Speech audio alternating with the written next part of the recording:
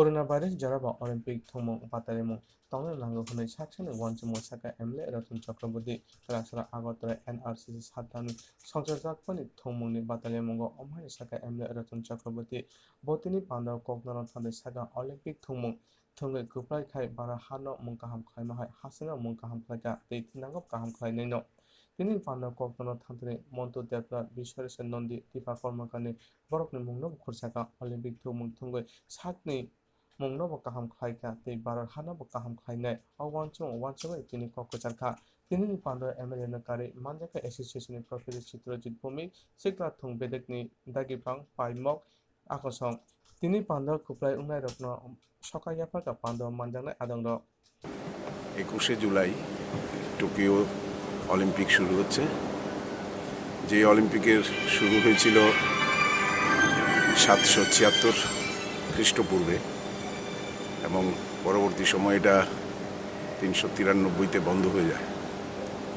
মহারাজ মানে তখনকার দিনের সম্রাট বা রাজা থিওডোসিসের আদেশে এটা খ্রিস্ট বিরোধী বলে, আসলে এটা যীশু খ্রিস্টের জন্মদিনের এবং তার যে ধর্মীয় অনুষ্ঠানের জন্য এটা করা হয়েছিল। পরবর্তী সময় প্রায় 1500 বছর পরে আবার শুরু হলো 1896-এ। সে থেকে আজ পর্যন্ত এটা চলে আসছে। এটা বিশ্বজনীন একটা বিশাল ভূমিকা তার আছে, সৌভ্রাতৃত্বের, শক্তির, স্ট্যামিনার, আন্ডারস্ট্যান্ডিং, স্ট্রেংথ। এর মূল থিমটা হচ্ছে ফাস্টার, স্ট্রঙ্গার অ্যান্ড হায়ার। এই তিনটাকে সামনে রেখে এবং 5টি যে চক্র, 5টি কন্টিনেন্টকে নিয়ে, মহাদেশকে নিয়ে, তার মধ্যে সমস্ত দেশের পতাকার রং আছে। তো আমাদের দেশ 1900-তে প্রথম জয়েন করে। সেখানে আমাদের একজন প্রতিনিধি সেখানে ছিলেন ভারতবর্ষের, নরম্যান প্রিচার্ড। তিনি 2টো তাম্রপদক সেখানে লাভ করেছিলেন। সেটাই হচ্ছে এশিয়ার প্রথম পদক এবং ভারতবর্ষের প্রথম পদক। তার পরবর্তী সময়ে আমরা দেখলাম 1928-এ প্রথম ভারতবর্ষ স্বর্ণপদক তার নাম লেখালো, খাতা লেখালো, হকি দল স্বর্ণপদক পেল। আজ পর্যন্ত মাত্র 28টি পদক আমাদের ঝুলিতে এসছে। তো এটা খুবই দুর্ভাগ্যের।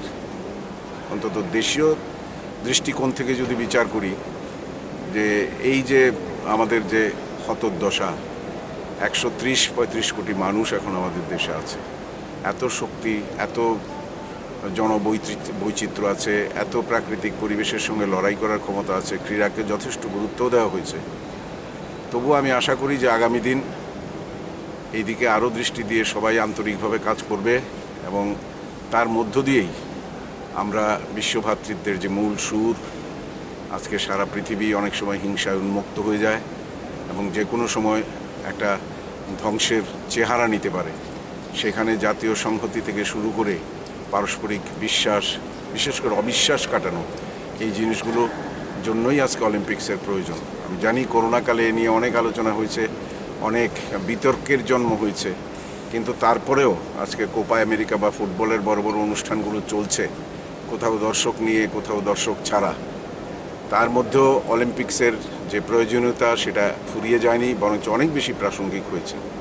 তো আমরা আশা করব আমাদের এই দিক থেকে ইস্টার্ন জোনের মধ্যে অনলি প্রণতি, একটা মেয়ে, পিংলার খুব সম্ভবত, তার বাবা একজন বাস কন্ডাক্টর, ও আজকে জিমন্যাস্টিক্সে ভারতের প্রতিনিধিত্ব করবে। আমাদের এখানে যখন পরিকাঠামোর অভাব ছিল তখনও কিন্তু আমাদের রাজ্য থেকে অর্জুন পেয়েছে, বিশ্বের দরবারে গিয়ে নাম করেছে। আজকে সে মন্টু দেবনাথী হোক বা বিশ্বেশ্বর নন্দীদের মতো, পরবর্তী সময়ে আমাদের যে দীপা কর্মকার এসছে, তো এখনও নতুন নতুন প্রতিভা উঠে আসছে। আশা রাখবো এই সমস্ত অনুষ্ঠানের মধ্যে দিয়ে আজকে যে শুভ সূচনা হচ্ছে, সমস্ত জায়গায় খেলোয়াড়দের মধ্যে একটা মনোভাব জাগিয়ে তোলা এবং সেই স্পিরিটটা তাদের মধ্যে দিয়ে দেওয়ার জন্য এই অনুষ্ঠান 3 দিনব্যাপী এখানে শুরু হচ্ছে আজকে এনএসআরসিসিতে। আমি আশা রাখি ভারতীয় টিম তার সাফল্য পাবে। এখানে যাচ্ছে আমাদের টিম, তাদের সাফল্য এবং এই 1921 অলিম্পিক্সের সার্বিক সাফল্য কামনা করে আমরা আজকের এই অনুষ্ঠানটা করছি।